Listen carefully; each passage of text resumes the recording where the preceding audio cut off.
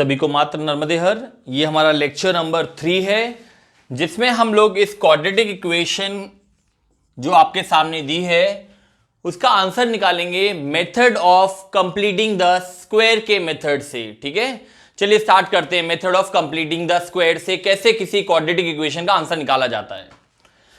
देखिए, जब आप method of completing the square करते हैं तो इसमें सबसे जरूरी बात जो ध्यान देने वाली बात यह है, एक्स स्क्वायर के साथ 1 होना चाहिए। एक्स स्क्वायर के साथ 1 होना चाहिए। यहां पे एक्स स्क्वायर के साथ 3 है जो थोड़ा गलत है, तो हमेशा याद रखना पहले एक्स स्क्वायर के साथ 1 होना बहुत जरूरी है। अब लेकिन यहां तो एक्स स्क्वायर के साथ 3 है, तो अब मैं यहां 1 लेकर कैसे आऊंगा? सुनना, मैं इस पूरी इक्वेशन को 3 से डिवाइड कर दूंगा, 3 से डिवाइड कर दूंगा। ठीक है, अगर यहां पे 4 होता तो मैं 4 से डिवाइड करता, अगर यहां पे 2 होता तो मैं 2 से डिवाइड करता, अगर यहां पे 5 होता तो मैं 5 से डिवाइड करता, लेकिन फिलहाल यहां पे 3 है इसलिए मैं इस पूरे क्वेश्चन को 3 से डिवाइड करूंगा। तो देखो, this will become like this, 3x square divided by 3, 5 divided by 3, 2 divided by 3, 0 divided by 3। ठीक है, अब देखो 3 से 3 कैंसिल हो जाएगा, so it will become x square minus 5/3x plus 2/3 equal to 0। और जब 3 से 3 कैंसिल होएगा तो यहां 1 आ जाएगा, यही मैं चाहता था। तो कितने बच्चों को समझ में आया मैंने यहां 3 से क्यों डिवाइड किया? ठीक है, जरूरी नहीं कि हर बार 3 से ही डिवाइड करना है, वो डिपेंड करता है कि एक्स स्क्वायर के साथ कौन सा नंबर है। अगर एक्स स्क्वायर के साथ 4 होता तो मैं पूरे क्वेश्चन को 4 से डिवाइड करता, फिलहाल यहां 3 था तो मैंने पूरे क्वेश्चन को 3 से डिवाइड कर दिया। यहां तक किसी को कोई डाउट नहीं आई होगी। ठीक है, वेरी गुड।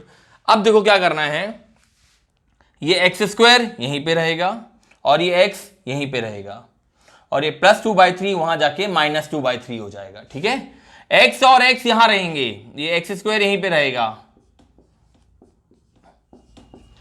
और ये प्लस 2/3 को वहां जाके आप माइनस 2/3 कर देना। वेरिएबल एक तरफ, कांस्टेंट एक तरफ कर देना, एक्स एक्स इधर और ये प्लस 2/3 कांस्टेंट है उधर चला जाएगा। ठीक है, तो यहां तक कोई डाउट नहीं आनी चाहिए आप लोगों को। तो क्लियर हो गया? ठीक है, अब देखिए, अब जो मैं आपको बता रहा हूं उसको समझना। अब हम क्या करेंगे, method of completing the square में आएंगे। बस इतना देखिए, एक्स के साथ कौन है, एक्स के साथ कौन है।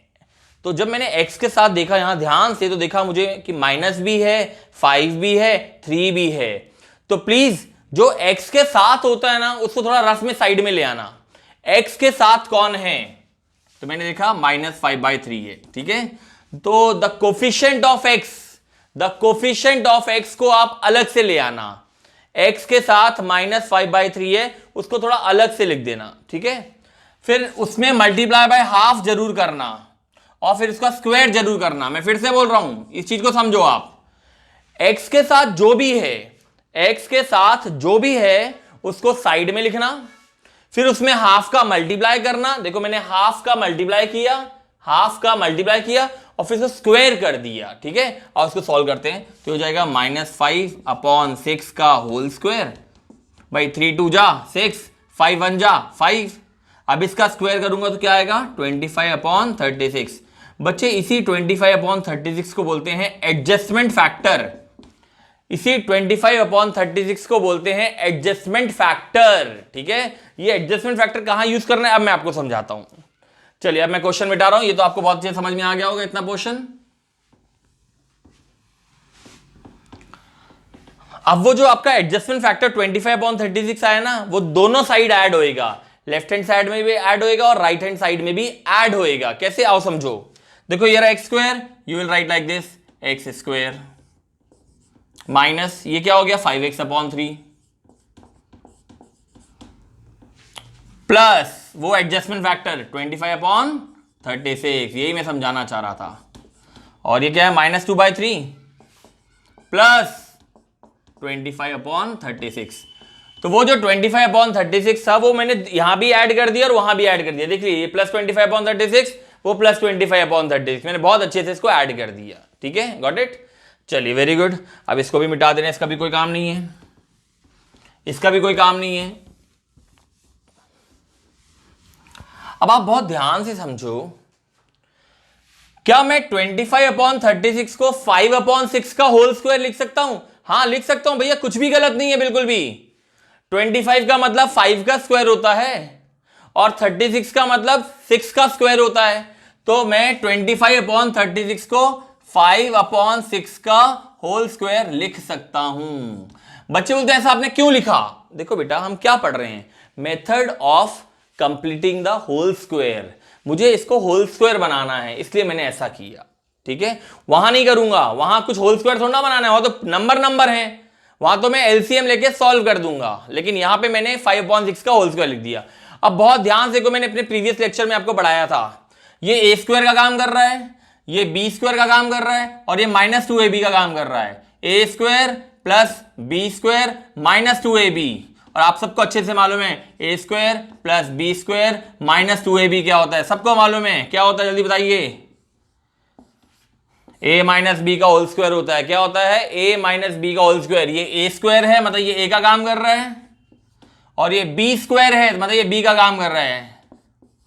तो ये हो गया बच्चे x माइनस 5/6 का होल स्क्वायर, x माइनस 5/6 का होल स्क्वायर। यहां पे एलसीएम क्या आएगा? 36। ये तो बहुत बेसिक एलसीएम लेना आना चाहिए। 3 में क्या किया कि 36 आया 12, तो ऊपर भी 12 से मल्टीप्लाई होगा।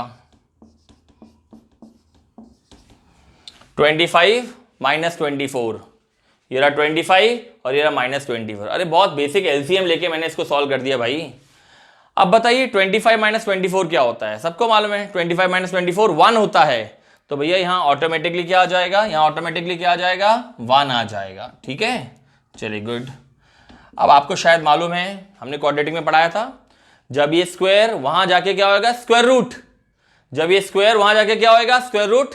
तो आगे प्लस माइनस भी लग जाता है। तो देखो मैं वही करने वाला हूं, ये स्क्वायर यहां से हटा रहा हूं और वहां पे कर रहा हूं स्क्वायर रूट, और आगे प्लस माइनस तो मुझे लगाना ही लगाना है भाई। ठीक है, ये तो कंपलसरी है, याद रख लो। जब भी यहां का स्क्वायर वहां जाता है तो क्या बन जाता है? स्क्वायर रूट, और प्लस माइनस लगना बहुत जरूरी होता है। ठीक है, तो प्लस माइनस लग गया। ठीक, चलिए अब बताइए 1/36 का रूट क्या होता है? 1/36 का रूट, 1/36 का रूट होता है 1/6। क्या होता है? 1/6। ठीक है, चलिए अब आपका क्या होगा? दो केस बनेंगे। Case 1, x minus 5/6 equal to 1/6। Case 2, x minus 5/6 equal to -1/6। तो x माइनस 5/6 इक्वल टू +1/6, ये केस 1 बन जाएगा। x माइनस 5/6 इक्वल टू -1/6, वो केस 2 बन जाएगा। और अब आप इन दोनों केस को बहुत अच्छे से सॉल्व कर लेंगे तो आपके x के दोनों आंसर आ जाएंगे। ठीक है, ये -5/6 वहां +5/6 होगा, तो x इक्वल टू 1/6 प्लस 5/6।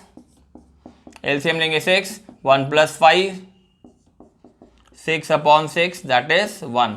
तो आपका पहला आंसर आ गया x का 1, जिसको अपन अल्फा बोलते हैं। तो अल्फा इक्वल टू 1।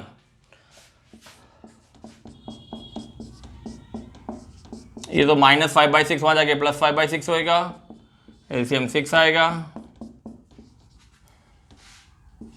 तो ये हो जाएगा 4/6। 2 2 जा 2 3 जा, तो आपके x का आंसर आ जाएगा 2/3। x का आंसर क्या आ जाएगा? 2/3। तो एक आंसर 1 आ गया बच्चे, और एक आंसर आपका 2/3 आ गया। ठीक है, चलिए हम नेक्स्ट लेक्चर में ऐसे कुछ और क्वेश्चन करेंगे तो आपका method of completing the square बहुत परफेक्ट हो जाएगा। ठीक है, थैंक यू बच्चे, all the best to all of you.